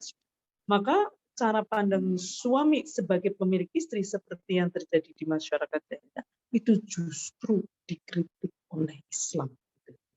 Sayangnya, cara pandang jahiliyah itu memang masih ada sampai sekarang.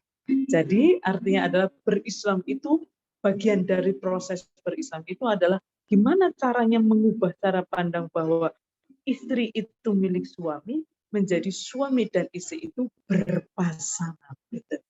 Nah, yang kedua berkaitan dengan poligami. Memang Ibu, jadi tujuan utama di dalam Islam berkaitan dengan poligami itu adalah melarangnya, tapi secara pelan-pelan. Sehingga cita-cita tertinggi dari perkawinan di dalam Islam itu adalah monogami yang adil. Lalu bagaimana dengan poligaminya Rasulullah? Maka mari kita bandingkan bahwa Rasulullah juga sedang berproses. Rasulullah juga punya budak. Apakah kita kemudian disuruh punya budak? Tentu saja tidak. Rasulullah poligami mesti dibandingkan apple to apple, di mana pemimpin sekali Rasulullah waktu itu masih punya istri tak terbatas tanpa syarat adis plus budak perempuan. Rasulullah itu tidak punya sama sekali budak perempuan untuk dijadikan pemuas seks, itu tidak ada sama sekali, ibu-ibu sekalian. Kalau kita bandingkan dengan umatnya, maka sampai dengan kesultanan terakhir, yaitu yang Kesultanan Utsmani, yang jatuh pada tahun 1924 atau abad 20 Masehi, 1 abad, itu baru kemarin, belum lama. Sampai pada kesultanan terakhir itu, ibu-ibu sekalian, masih ditemukan harem. Harem itu adalah budak perempuan yang dikumpulkan dari berbagai wilayah jajahan itu, penaklukan.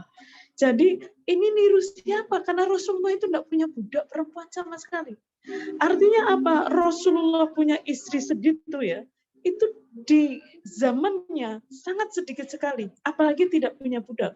Sementara kita tahu para sultan itu juga istrinya banyak dan budaknya juga banyak gitu. Nah ini yang mesti kita renungkan, niru siapa ini? Karena Rasulullah tidak punya budak perempuan untuk memuaskan seks seperti para sultan itu mempunyai budak itu. Yang jadi sudah ya, istri bagaikan ladang, itu artinya adalah istrimu kan bisa diajak hubungan seksual dengan cara apa saja yang ma'ruf ya, wa ashiruhunna bil ma'ruf, perlakukanlah istrimu secara ma'ruf, bermartabat, termasuk dalam hubungan seksual tentunya. Jadi pesannya itu begini, wong istrimu itu kan bisa hubungan seksual kapan saja dengan cara yang dikehendaki asal bermartabat. Maka jangan dong cocok tanam di ladang yang lain. Nanti cocok tanam sekali saja di ladang yang lain bisa dapat virus, lalu virus itu menulari ladang kalian dan tanaman yang dihasilkannya. Dan kita tahu di zaman modern kemudian ada yang disebut dengan IMS, infeksi menular seksual. Dan infeksi menular seksual, ibu-ibu sekalian, Bapak Ibu, termasuk HIV/AIDS ya. HIV/AIDS itu tahun 2013 menurut penelitian yang paling tertinggi terjangkit HIV/AIDS itu adalah ibu rumah tangga. Dari siapa? Dari suaminya. Jadi istrinya tidak ngapa-ngapain juga, kalau suaminya ke sana kemari bercocok tanam di ladang yang lain, dia bisa menulari istrinya, bahkan bayi yang dilahirkannya. Itu kan dahsyat sekali. Artinya nisa'ukum harthul lakum fa'tu harthakum anasyitum itu sebetulnya punya perlindungan sistem reproduksi perempuan yang luar biasa. Sayangnya kemudian dipahami dengan cara yang sebaliknya. Nah, yang kedua poligami sudah, lalu milik sudah, KDRT juga seperti itu. Kekerasan terhadap perempuan juga adalah proses terus-menerus yang mesti kita hapuskan. Karena salah satu tantangannya adalah di dalam Al-Quran kan ada ayat yang seakan-akan membolehkan poligami. Juga ada pemukulan istri ya, Ibu, di dalam Al-Quran itu. Kalau kita melihat itu sebagai titik berangkat, sebetulnya selesai. Artinya harus segera ditinggalkan atau dipahami sebagai sebuah problem yang sedang diatasi. Sayangnya pada hari ini justru dipahami sebagai solusi. Bayangkan loh, problem yang sedang diatasi lalu dipahami sebagai solusi. Sehingga solusi itu alih-alih menyelesaikan masalah, malah membuat problem baru. Ini yang disebut dengan problem dalam pemaknaan atau penafsiran. Jadi kalau pemukulan istri itu terjadi di sebuah masyarakat yang melihat istri sebagai objek, sehingga mukul itu biasa banget. Makanya ketika Al-Quran memberi petunjuk untuk fa'idhuhunna, ya klarifikasi dulu. Wahjuruhunna fil madaji, pisah ranjang dulu. Wadribuhun, barulah mukul. Tapi kalau terbukti bahwa istri itu tidak nusyuz, tidak berzina sebagaimana engkau khawatirkan, fala tabghu alaihinna sabila. Jangan cari-cari alasan untuk mukul. Dan banyak sekali hadis yang melarang masyarakat muslim untuk memukul istrinya. Bahkan ada hadis yang sangat keras sekali. Apakah kalian tidak malu memukul istri di siang hari, kemudian malamnya minta dilayani? Itu kritik yang keras sekali dari Allah melalui Rasulnya. Tetapi sekali lagi, ibu-ibu sekalian, bapak-bapak dan ibu-ibu sekalian, teks-teks yang tadi kan problemnya ada dua ya. Jadi kayak gini loh, karena Al-Quran dan hadis itu merekam proses panjang itu, maka situasi teksnya adalah kita mau mendiskriminasi perempuan, ketemu teksnya. Kayak mau melihat perempuan sebagai objek seksual, kan ayat-ayat bidadari itu cocok banget. Mau mengatakan perempuan itu subjek sekunder, ayatnya ada juga. Mau mengatakan perempuan itu subjek penuh, ayatnya ada juga. Sekarang problemnya ada pada si kitanya yang berinteraksi dengan teks itu. Kalau bawaan kita itu melihat perempuan sebagai objek, pasti kita cenderung mengarah kepada ayat-ayat yang menunjukkan titik berangkat. Bahkan ayat kayak poligami itu tadi Bu ya, Bapak Ibu, itu pesan monogami ada di ayat yang sama. Nah, ajaibnya ayatnya itu punya begini. Wa in khiftum alla tuqsitu fil yatama. Kalau kalian khawatir tidak bisa bersikap adil kalau menikahi perempuan yatim, karena kan makan harta yatim itu dosa besar sekali. Apalagi nikahnya itu untuk menguasai hartanya kan jadi susah untuk menjaga diri tidak makan. Kalau khawatir tidak bisa berbuat adil jika menikahi perempuan yatim, nikahi perempuan lain yang rela kalian nikahi 2, 3, atau 4. Tapi kalau kalian masih khawatir tidak bisa berbuat adil pada perempuan, istri 2, 3, 4 itu, nikahi satu saja. Atau budak perempuan yang kalian miliki. Kalimatnya begitu, karena waktu itu masih ada budak. Dan menikahi budak perempuan itu memberi jalan pada budak perempuan untuk merdeka. Karena kalau dia punya anak, dia otomatis merdeka. Zalika, menikah monogami itu dan budak pada waktu itu adna Allah ta'ulu lebih dekat untuk tidak berbuat aniaya. Mari perhatikan, di sini ada pesan tentang poligami, tapi juga ada pesan tentang monogami. Tapi yang populer sekali itu adalah bagian tentang monogami. Sementara ayat tentang monogami itu jarang sekali dikutip gitu. Sehingga ini berkaitan erat, bukan ayat, ini berkaitan dengan cara kita memaknai ayat itu, di mana ayat yang tentang monogami padahal satu ayat itu tidak dikutip, tidak disampaikan. Sementara yang tentang poligami dikutip terus-menerus, bahkan menghilangkan konteks anak yatim dan menghilangkan konteks monogami dan menghilangkan juga pesan di akhir ayat bahwa monogami itu lebih dekat untuk tidak berbuat aniaya. Nah, situasinya seperti itu. Maka tentu saja kita penting untuk punya kesadaran bahwa berislam itu adalah proses yang terus-menerus harus dijalankan. Sehingga ungkapan seperti ini ya, kan sudah ada pesan yang mulia sekali, kenapa masih ada sebaliknya? Ya itulah tantangan dari berislam gitu. Berislam itu, ujian iman itu adalah bagaimana caranya kita bisa adil. Kalau dalam bahasa Rasulullah itu, tolong saudaramu, baik pelaku kezaliman, termasuk pelaku kekerasan itu, maupun korban kezaliman, termasuk korban kekerasan. Para sahabat bertanya, kami paham bagaimana menolong korban kezaliman, tapi bagaimana cara menolong pelaku kezaliman? Jawab Rasulullah, cegah dan hentikan dia dari berbuat zalim, maka engkau telah menolongnya.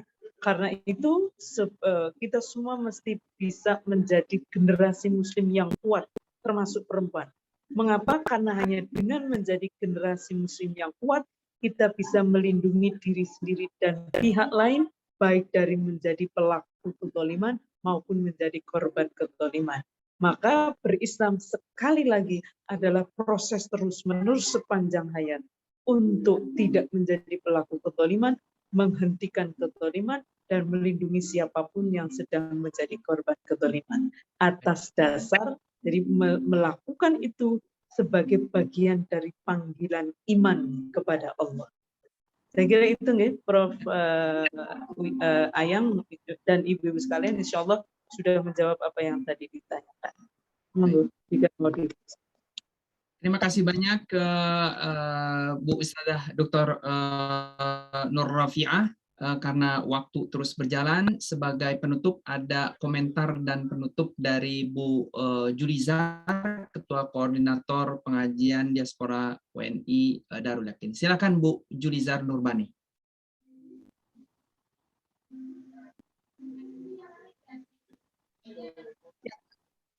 Assalamualaikum warahmatullahi wabarakatuh. Terima kasih Pak. Warahmatullahi wabarakatuh. Terima kasih Pak Ustadz atas waktunya.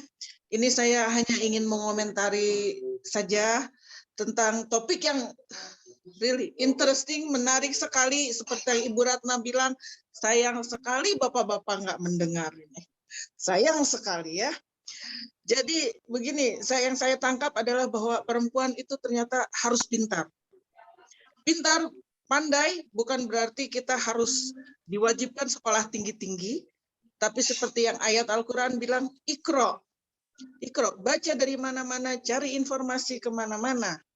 Jadi supaya kita tahu bagaimana cara mengantisipasi, memberitahu di lingkungan terdekat kepada suami-suami yang mungkin sudah tahu tapi tidak mau tahu, gitu ya. Karena kita sendiri sebagai istri mungkin yang lebih tahu sifat dan watak suami masing-masing. Jadi dari lingkungan terdekat dulu. Seperti yang Ibu Nur Rafi'ah bilang bahwa berislam itu adalah berproses yang terus-menerus. Mungkin sekarang kita baru sampai di titik target, di titik yang untuk mencapai titik tujuan. Jadi kalau memang kita tidak bisa memberikan informasi ini atau agak susah, jangan putus asa. Sebagai ibu, teruskanlah informasi ini kepada anak-anak kita, terutama anak laki-laki kita, supaya di masa yang akan datang bisa mencapai titik dari tujuan yang diharapkan, memposisikan wanita sebagaimana di dalam Islam. Insya Allah kalau memang ini adalah untuk mengangkat nilai-nilai Islam yang tersembunyi. Karena sebetulnya nilai Islam itu mulia, tapi mungkin masih harus digali, masih harus diangkat secara positif. Kalau memang masih ada yang menganggap secara negatif, insya Allah ini akan tercapai. Terima kasih banyak sekali Ibu Nur Rofiah atas tausiahnya, atas informasinya, dan juga informasi tambahan dari Ibu Ratna. Insya Allah, mudah-mudahan saya doakan tesisnya berhasil selesai dengan segera. Amin. Gitu ya. Harus baca juga bukunya ini. Oh, Pak Ustadz. saya udah punya tuh, tapi masih belum baca juga. Bapak-bapak harus baca. Sekali lagi terima kasih untuk Pak Ustadz juga ya, dan untuk jamaah yang lainnya. Silahkan Pak Ustadz. Assalamualaikum warahmatullahi wabarakatuh. Baik. Waalaikumsalam warahmatullahi. Baik ibu-ibu jemaah pengajian Darul Yakin di Belgia, Ustazah Dr. Nur Rofiah dan semua jemaah dari Indonesia, Bu Ratna, dan semua teman-teman pengajian Darul Yakin, terima kasih atas kehadirannya pada kesempatan pengajian daring bulanan Darul Yakin. Mudah-mudahan kita dapat bertemu pada pengajian yang akan datang, di mana narasumbernya sangat khusus, di antaranya adalah Sujewo Tejo dan Gus Mus atau Kiai Haji Ahmad Mustafa Bisri. Mungkin akan diisi juga oleh orang-orang hebat lainnya insya Allah. Bapak Ibu, Ibu-ibu sekalian yang baik, mari kita tutup pengajian kita ini dengan bacaan hamdalah, alhamdulillah. Alhamdulillahirabbil alamin.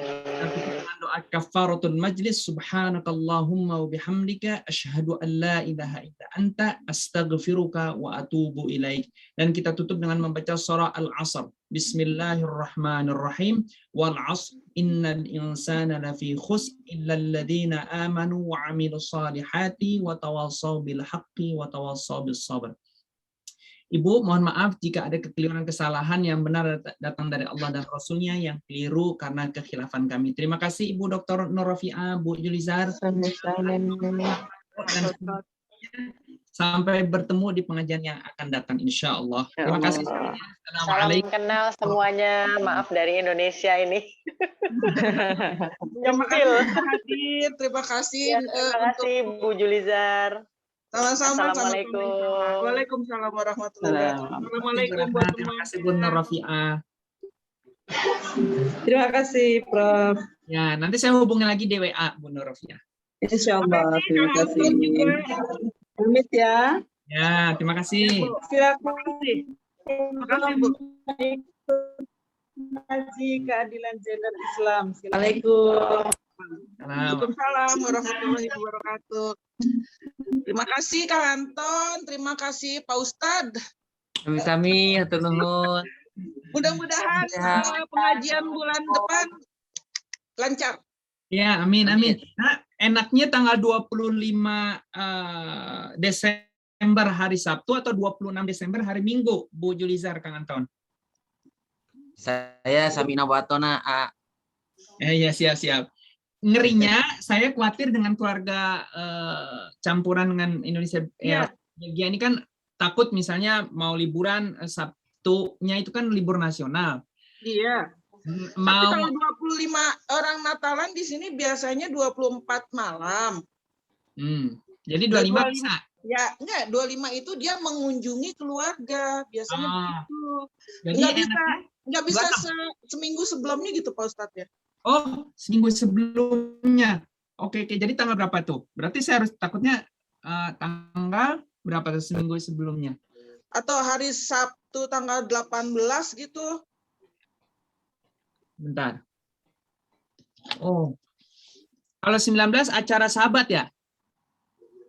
Acara sahabat itu kalau agak sorean bisa atau lebih pagi gitu. Gimana bagusnya ya? Sabtu atau Minggu? Desember kayaknya juga kita belum bisa ngumpul deh sahabat Pak Ustadz. Kan ini. Iya kan kok corona ya si Iya. Abang. Gak apa-apa tanggal 19 deh. Tanggal 19 hari Minggu ya? Iya, 19 atau 12 boleh lah, terserah itu. Hari masalahnya saya udah Kiai Mustafa Bisri sama Sujiwo Tejo-nya udah siap. Kalau nggak 25, 26 ini kan berarti ada perubahan, berarti saya harus hubungi lagi. Oh, gitu ya. Kalau seandainya bisa ya syukur alhamdulillah, kalau enggak mungkin 26 sore waktu Belgia ya. Boleh, boleh. Kan kalau Minggu mungkin kan besoknya juga udah pada kerja kalau nggak libur kan ya. Jadi kasihan atau kalau soremu buat yang di Indonesia kemalaman ya, mendingan pagi. Oh, saya sih ikut aja kalau di Indonesia, kalau kita jam 2 siang waktu Belgia memang jam 8 malam. Iya. Ya terserah ya, kalau jam 2 siang ya nggak apa-apa, kalau sore kan di sini sore itu kan jatuhnya seperti jam 4 jam 5 gitu kan, kasihan di sana udah jam 10 ya, malam. Betul. Atau bisa kita mulai setelah jam 12 misalnya di waktu Belgia. Ya, seperti itu ya. Oke, jadi memang bagusnya sih setelah sholat maghrib atau sholat ya, atau enggak jam 13 setelah sholat zuhur gitu ya. Kayak hari ini kan enak tuh habis sholat lohor langsung ada pengajian. Ya, jam 13. Oke. Ya, nanti saya coba hubungi lagi dengan Gus Mus sama Sujiwo Tejo kalau bisa di Minggu 19 syukur. Kalau misalnya mereka udah mengagendakan Minggu tanggal 26 ya Minggu tanggal 26. Insya Allah kalau Sujiwo Tejo sama Gus Mus yang hadir, paling tidak jemaah dari Indonesia akan banyak yang hadir insya Allah. Amin. Ini apa namanya pengajian penutup tahun. Ya, penutup tahun nanti bulan Januari saat pengajian di rumah Bu Julizar kita akan bicarakan lagi untuk program 1 tahun ke depan. Nanti saya akan bicarakan, saya akan ajukan programnya seperti apa. Nanti mungkin kita akan ngaji fikih ke persoalan sehari-hari. Ya. Boleh. Nanti kita bicarakan nanti saja pas pengajian di rumah. Ya. Insya Allah mudah-mudahan tidak ada larangan untuk berkumpul di rumah gitu. Itu aja yang saya khawatirkan itu. Iya. Kalau misalnya boleh ya kita datang, kalau enggak ya seperti biasa kita. Iya gitu. Ya mudah-mudahan saya berharap ini apa namanya nggak ada larangan ke depan untuk berkumpul di rumah gitu. Amin. Dari pemerintah masalah aturan corona ini loh. Ya. Si Mbak Corona ini betah banget Mbak Corona. Ya Allah. Ya malah bertambah lagi varian baru. Itu dia si Omikron ya. Iya benar. Allahu Akbar, si Omikron yang Delta belum selesai, ini Omikron lagi. Terus yang varian Inggris juga. Ampun. Iya. Ya jadi ini diperketat lagi. Iya. Makanya saya takut banget kemarin dari Belgia, takut nggak bisa masuk Prancis kan. Saya udah alhamdulillah udah masuk Prancis, sudah dapat izin tinggal di sini. Nah, tinggal setelah ini mau di lockdown nggak apa-apa deh. Tapi harus perasaan dulu nih Belgia. Pak Ustadz pindah ke Prancis. Pak Ustadz pindah ke Prancis. Enggak kan kerja saya kan di Bordeaux. Oh di Bordeaux sekarang. Iya. Tapi tetap tinggal mah di Belgia. Ini cuman kayak datang sekarang urus izin tinggal, urus asuransi kesehatan, urus biasalah banyak administrasi ya. Oh nanti pindah ke sana gitu? Enggak, tetap di Belgia. Alhamdulillah Sciences Po Bordeaux-nya universitasnya memberikan izin untuk tetap tinggal di Belgia, untuk bisa kerja melalui daring melalui Zoom. Ya oke. Ya, itu jauh nanti kalau pindah.